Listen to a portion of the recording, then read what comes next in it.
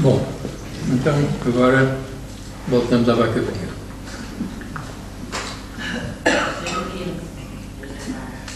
Ora bem, então o que se passou nessa altura, portanto eu estive na televisão um ano e a certa altura, a meio disso, recebo um telefonema. Isso é que foi de facto uma coisa totalmente inesperada, de um aluno de filosofia a combinar um encontro comigo num café no Rossio e a propor que fosse falar em Tarão. Vieram três, tinha sido o Fernando Gil e o Manuel Oliveira de Cabral, que nessa altura estavam os dois no departamento de filosofia, tinham indicado o meu nome. Ora, eu tinha encontrado uma vez na vida o Fernando Gil em casa de um amigo comum. O Manuel Oliveira de Cabral, eu nem tinha a certeza que ele me conhecesse, tinha uma vez ou duas lá no meio dos imigrantes. Que eles pudessem ter alguma indicação de que eu poderia ensinar filosofia era uma coisa que nunca me passaria para a cabeça. O que eu sei é que os três alunos mostrei-lhes o livro, então, um deles gostou logo um ar de muito alívio quando viu que o livro tinha peso, que não era nenhum folheto, e dali fiz uma assembleia do departamento com professores e com estudantes e aliás, com funcionários, e eu e mais outros propusemos o nosso currículo, fomos aprovados. Passados uns dias fui tomar posse lá com o vice-reitor e foi assim.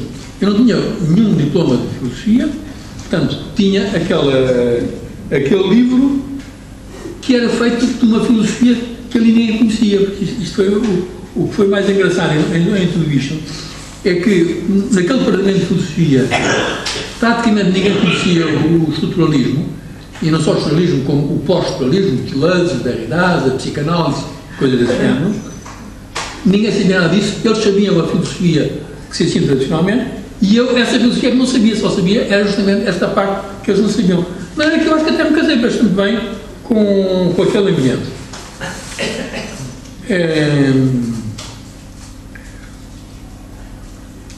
E ao mesmo tempo passei esses anos todos a aprender a partir das minhas questões. Bom, agora não sei se vale a pena continuar muito, mas enfim, só para fazer referência à maneira como estudei filosofia, foi a partir do Heidegger e do Derrida. Fiz uma tese sobre a epistemologia do Saussure, que foi editada depois na Gulbenkian, e o meu problema com o Heidegger e com o Derrida foi assim, eles eram difíceis, e eu lia e sabia que não percebia tudo, sempre percebia qualquer coisa, e nunca desisti. Eu acho que foi isso que me safou. Eu acho que o Heidegger levei 30 anos a lê-lo, de vez em quando, não lia sempre. Levei 30 anos até ter a certeza de que apanhei qualquer coisa, e até inclusive escrevi um livrinho sobre ele.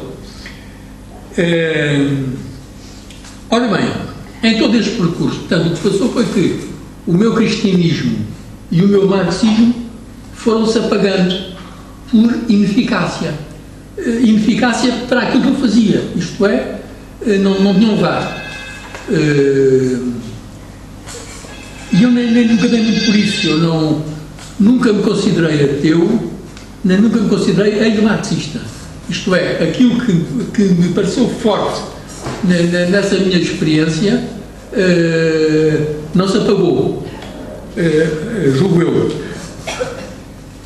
As coisas é que se apagaram. Foram-se apagando a pouco e pouco, se dá por isso. Bom, agora é que vou dizer então uma coisa vaidosa e penedenta, mas que já agora acho que vai ser comigo. É mais complicado de dizer, mas eu tenho a sensação, não apenas daquilo que eu penso, mas daquilo que eu escrevi. Eu escrevi alguns livros em francês nos últimos anos, 2 foram publicados, o outro ainda não consegui que fosse publicado, mas eu tenho a minha convicção é de que a minha paixão de compreender as coisas que sempre me interessaram foi cumprida. É uma coisa que eu acho que é muito bizarra, mas é muito forte, eu não consigo fugir a isto. Eu acho que consegui compreender as coisas que me interessaram mesmo.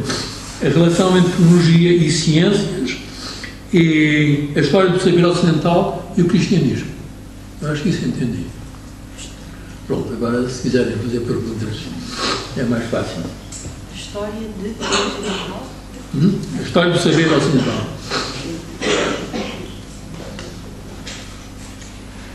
Eu quero perguntar coisa, eu não sou capaz de avaliar.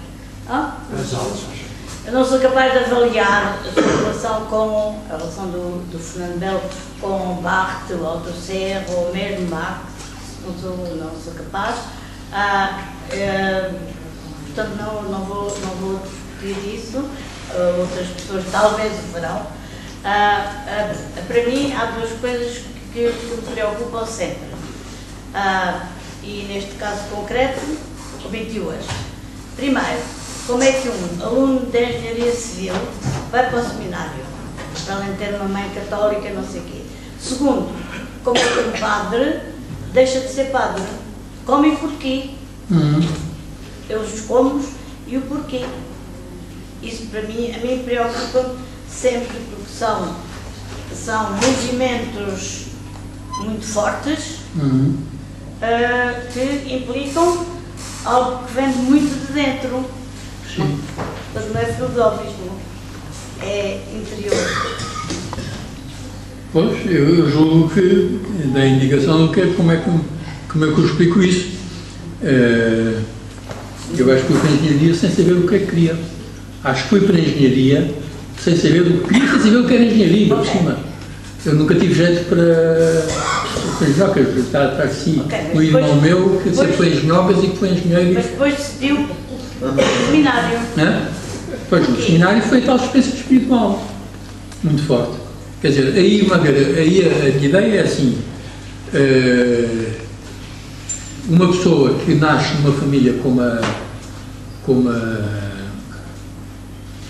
Eduarda, a evolução que ela fez para a vida adulta dela, fez em função da família que tinha, do pai e da boa relação que tivesse, ou da má relação que tivesse. Mas pronto, faz parte disso. Nesse tempo, as famílias tinham muito mais importância do que têm hoje. No meu caso, justamente a minha família abafou muito. A mim, pelo menos, é a impressão que eu tenho. Abafou-nos muito, de maneira que eu, essa experiência, fio de uma forma espiritual. Mas isso sucedeu. Não sei se os meus irmãos, nenhum dos meus irmãos fez experiência parecida, nunca dei fé disso, mas foi uma coisa que aconteceu, não posso... Portanto, ir para o seminário foi uma consequência. Foi uma consequência. E como disse, passei 5 anos no seminário, fabulosos, em torneio intelectual, eu nunca hesitei um minuto em ter sido padre e nunca hesitei um minuto em ter deixado de ser. Foram duas coisas muito boas que me sucederam. Então, como e porquê deixou de ser padre? Pois é, porque aquilo é que se esgotou. Aí há uma confusão, se quer que eu diga, eu acho que há uma grande confusão entre religião e espiritual. Uma pessoa religiosa, a religião é uma estrutura social que vem dos antepassados e que nas sociedades antigas abarcava toda a gente. Toda a gente, bebê era batizado, toda a gente pertencia à religião. Mas, na história, no caso do cristianismo, houve sempre, ao longo da história, muita gente que tomou opções espirituais que não eram necessariamente religiosas, isto é, que foram para o deserto, ou fizeram conventos, ou fizeram separados mendicantes, ou fizeram isto ou aquilo, e isso eram experiências de conversão. Não tinha necessariamente a ver com antepassados. Eram opções espirituais. Alguns simplesmente falados direto e tudo isso. Ora bem, o que eu acho que se passou comigo foi que eu tive uma opção espiritual e julguei que era religiosa. E depois fui percebendo que a instituição religiosa não tinha graça nenhuma. O muçulmano é isso. Além da colisão política, não é? Quer dizer, na altura, hoje em dia já não joga da mesma maneira. Mas na altura era fatal, não é? Eu demorei foi muito tempo a perceber isso. Porque justamente vinha de um sítio onde isso não era evidente. Instituição religiosa quer dizer Igreja Católica. Claro. Quer dizer Igreja Católica. Com todos os seus...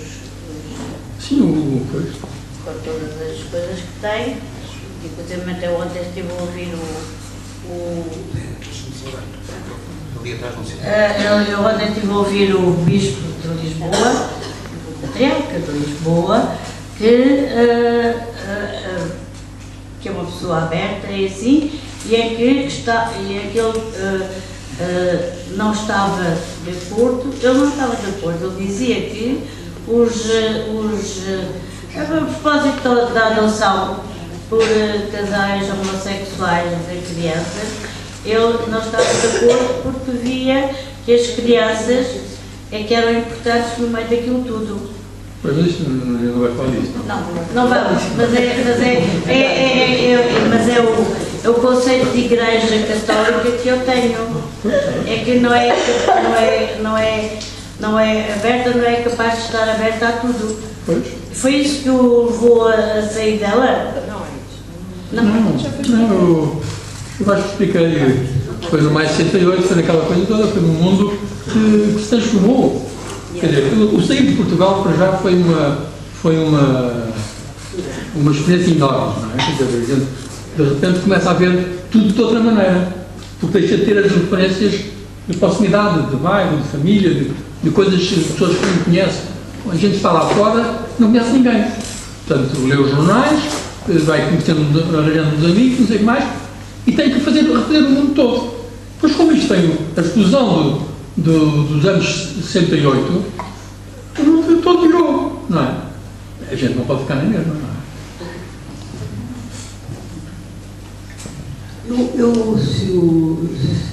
Se o Fernando não se incomodar, eu há uma coisa que discordo um pouquinho, não relativamente a ele, como é evidente, porque eu poderia discordar, mas relativamente à família.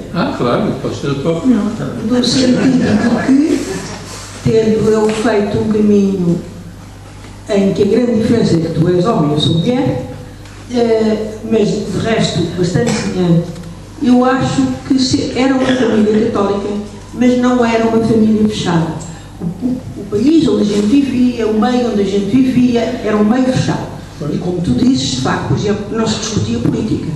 Mas, por exemplo, uma coisa que tu falaste, que é a carta que tu escreveste para Portugal, quem fez os extensos, acho eu, quem a pôs no correio, quem não sei o quê, foi o teu pai, apesar da dor que isso lhe fazia de saíste padre. Ou seja, eu acho que os nossos pais, sendo católicos, praticantes de missa cotidiana, etc., não eram pessoas nem estúpidas nem fechadas. E eu acho que isso para nós foi uma coisa importante.